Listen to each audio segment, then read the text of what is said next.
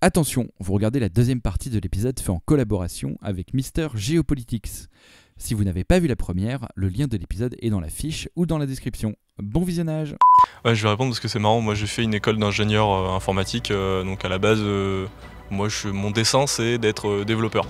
Au final, quand j'ai commencé mes études il y a maintenant 7 ans, il n'y avait pas forcément d'école qui était spécialisée dans la sécurité. Quand on parlait qu'on voulait faire ça, on était plus ou moins des gens en marge des programmes ou des choses qui sont dans les clous dans l'informatique.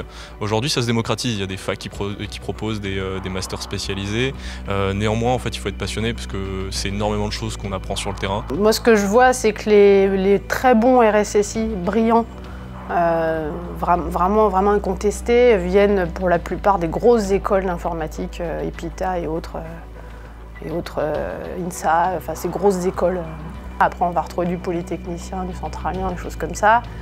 Après, il n'y a pas de voie royale particulière. Moi, je pense que la meilleure, c'est de venir de la technique, vraiment le fondement, la vraie technique informatique, et petit à petit de se diriger soit vers l'audit, soit vers la gouvernance, au fil des sociétés ou des opportunités qui peuvent s'offrir à la personne dans son parcours, dans un gros groupe, par exemple. Puis voilà, ça donne c'est ce qu'on voit sur les gros bons CV. Finalement, il n'y a pas de parcours type, il y a surtout une grosse attente sur le marché. Il suffit d'aller dans n'importe quel salon un peu dédié du secteur et de rencontrer les entreprises qui sont spécialisées dans le domaine pour bien vérifier qu'en fait, il y a énormément de postes, énormément de profils différents. Alors nous, je parlerai pour l'agence qui évidemment recrute et ne fait pas exception entre guillemets à cette règle, où on retrouve dans la cybersécurité tous les grands volets de l'informatique traditionnelle, c'est-à-dire autant le système, le réseau, maintenant le cloud et puis certains autres volets.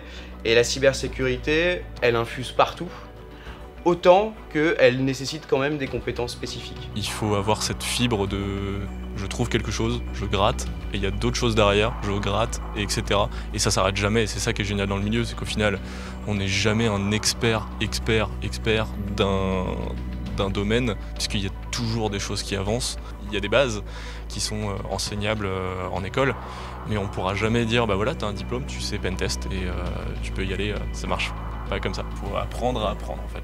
Moi, j'ai pas fait ça du tout.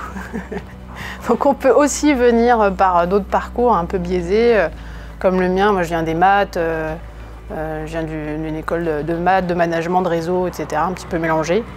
J'ai fait d'abord du consulting, d'abord du consulting, de la gouvernance sécurité, et puis voilà, je suis passée par l'autre côté.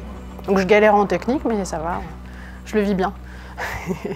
L'objectif d'un attaquant lorsqu'il commet une attaque informatique, c'est-à-dire en fait l'état final qu'il recherche en attaquant un système d'information. Donc là on a tendance à dire que finalement, tant qu'il n'a pas saboté le système d'information dans lequel il est rentré, c'est qu'il fait de l'espionnage.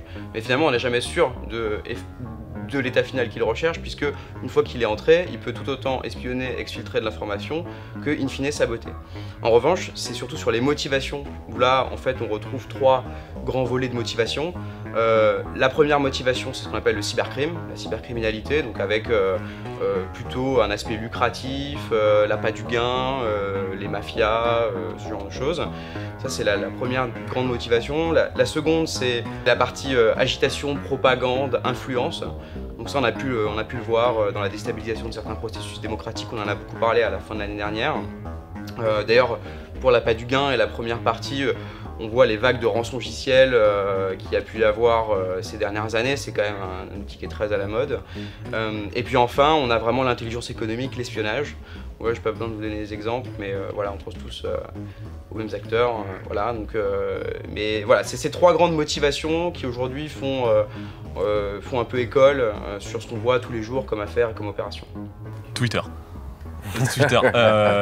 Il faut suivre les bonnes personnes, parce que c'est très vaste Twitter, mais c'est vraiment le média qu'on utilise le plus en fait, parce que c'est de l'information quick. On peut pas passer notre journée à lire des articles de 500 pages, on n'a pas le temps clairement. Du coup sur Twitter on a les personnes qui sont connues, des personnes qui sont peut-être des fois moins connues, on va voir qui sont retweetées par des personnes très connues et on va se dire ah ok je vais regarder. Et au final si dans le tweet ça nous intéresse, on va aller voir l'article, on va aller voir l'outil, on va aller voir le GitHub, etc. Et on va lire ça à tête reposée. Pour faire de la veille, y a plein de moyens. Déjà, encore une fois, pas rester tout seul, ça clairement. Donc moi, je fais partie de plusieurs clubs de RSSI. Ils ont leur club. Donc il y a les listés, il y a le CESIN, donc le club des experts de la sécurité de l'information et du numérique. Et puis je fais partie aussi du CLUSIF, le club de la sécurité informatique français. Ce sont des endroits dans lesquels on se rencontre, on échange nos bonnes pratiques, y compris en off. Et ça nous permet aussi de se contacter en dehors de ces rencontres-là pour échanger sur une difficulté, à obtenir quelque chose ou à résoudre un souci, etc. Certains font des livres blancs, le CLUSIF publie ça sur son site, voilà. Donc là, il y a des livres blancs, il y a des publications qui sont très très intéressantes.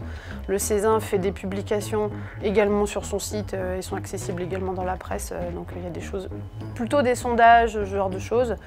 Et des petites publications de temps à autre également. Mais c'est pas tout à fait la même chose. Mais voilà, pour le public, il y a des choses intéressantes qui sortent de ces clubs. Donc ça, c'est la veille bonne pratique. Après, il y a la veille vraiment sur les grosses menaces, les grosses failles qui sont en cours, qui viennent juste de sortir, etc. J'utilise plutôt un réseau technique, donc celui qui a été créé par le comptoir Sécu pour le coup sur un Discord. Donc là, voilà, ça me donne, non mais vraiment, ça me donne pas mal d'informations. Donc faut faire son tri, il y a beaucoup de choses qui sont dites, mais là, ça reste super intéressant quand même. Et puis après, c'est de la veille en allant sur les salons, de la veille en lisant énormément la presse technique. Certains sites d'information qui sont très bien faits.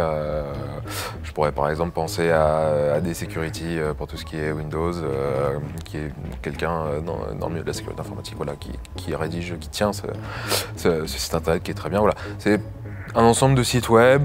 Du Twitter, ça c'est vrai que c'est vraiment très pratique pour faire sa veille. Tout simplement aussi ses collègues de travail ou les personnes avec qui on a l'habitude d'échanger sur le milieu de la sécurité. Parce que justement le problème c'est que on a l'informatique, c'est déjà très vaste. Et la sécurité informatique, c'est un bout de l'informatique, mais qui est aussi vaste que l'informatique. Ça touche vraiment tous les sujets. Donc au final, c'est très difficile d'être bon dans tout. Enfin, c'est même juste impossible. Tout ça, c'est quotidien. Donc ça veut dire que tout ce que je viens de dire là, ça paraît pas beaucoup. Mais déjà, quand on suit ces choses-là, on a déjà beaucoup de choses à lire, beaucoup de choses à intégrer. Et surtout, ne pas se perdre dans l'information de détail, réussir à refaire une photo globale de tout ça. Et c'est pas ce qu'il y a de plus évident, quoi. Le plus difficile dans ce métier, ça dépend des profils. Comme je disais, le RSSI, aujourd'hui, il n'y a pas un RSSI type, déjà. Donc ça va vraiment dépendre de son profil. Moi par exemple, le plus dur pour moi c'est la vitesse à laquelle les technos avancent. Donc il faut suivre, donc voilà, faut courir. Donc courir et puis être pertinent. Donc on n'est pas sûr de l'être à 100% à chaque fois. Faut se réassurer voilà, auprès d'experts, etc. Et être sûr que la personne en face, également l'expert dont je parle, il vaut le coup, il ne raconte pas n'importe quoi, et voilà. Faut dire que c'est des métiers passionnants, extrêmement stimulants. Et penser aux difficultés comme ça, c'est pas forcément évident. Je dirais qu'on a la chance d'être dans un domaine qui est en construction. Et avec ça, ça veut dire aussi qu'il y a beaucoup d'attentes à l'égard de ce que l'ANSSI peut apporter et doit apporter. Et l'ANSSI s'efforce de répondre à ces attentes, tout en demeurant modeste face à la menace et face aux défis auxquels on fait face. Et être modeste face à la menace, c'est accepter qu'elle évolue rapidement, que les moyens des attaquants sont sans cesse croissants. Et finalement, ça implique aussi, et je pense que, là je rejoins vraiment Jean-Baptiste, on vit un métier passionnant, la matière qu'on manipule est vraiment très intéressante. En revanche, Je dirais que la difficulté, c'est vraiment de rester agile, de sans cesse revoir ses modes d'organisation, ses manières de fonctionner, ses outils. C'est les nouveautés, on n'arrête jamais d'apprendre. C'est génial, il y a toujours quelque chose de nouveau, on peut pas s'ennuyer, mais c'est aussi cette difficulté, c'est-à-dire qu'il faut toujours se tenir à jour, et donc au final, si on décroche pendant 3 semaines, c'est possible de rattraper, mais voilà, ça demande encore un effort supplémentaire parce qu'il s'est passé tellement de choses, ça évolue tellement vite, voilà, je pense que c'est ça, c'est la même chose, c'est la nouveauté. C'est de tout le temps devoir apprendre, c'est génial, donc on s'ennuie jamais, c'est pas rébarbatif. Alors effectivement, oui, dans nos missions, on va avoir des choses qui vont être très rébarbatives, mais dans le monde de la sécurité au sens large, il y a toujours des choses à apprendre, il y a toujours des choses à découvrir, on s'ennuie jamais. Le problème, c'est que si on veut se tenir à jour, bah faut jamais arrêter, et du coup, ça peut être éprouvant au bout d'un moment. Qu'est-ce qui est le plus prenant? Tout. Bah non, mais la plupart des RSSI sont absolument passionnés, quoi. Donc on peut passer des heures à parler de notre métier. Et ce qui est prenant, c'est moi en tout cas, moi j'adore la sensibilisation. Voilà, quand je vois que j'arrive à capter le regard de 20 personnes en même temps et qu'elles comprennent ce que je raconte, voilà, j'adore ça. Après, ce qui va être prenant, c'est la crise, hein, il ne faut pas le nier. Hein. Dès qu'il se passe quelque chose, voilà, faut aimer ça aussi. Alors, il ne faut pas en redemander parce que c'est quand même pas plaisant d'être en crise tout le temps. Ça arrive de temps en temps, mais c'est très prenant. Ouais. La dernière en date, c'était 8 heures d'affilée, c'était magique. Ça s'est bien fini, donc c'était magique. Pendant, c'était pas drôle, mais 8 heures comme ça, on ne les voit pas passer, c'est top. Merci d'avoir regardé cette vidéo. Merci d'avoir regardé cette vidéo. Comme on a pu le voir, les métiers de la cybersécurité, c'est des métiers qui sont vraiment passionnants. Faut être ultra adaptable. Et en plus de ça, il se trouve qu'il y a une très forte demande sur le marché.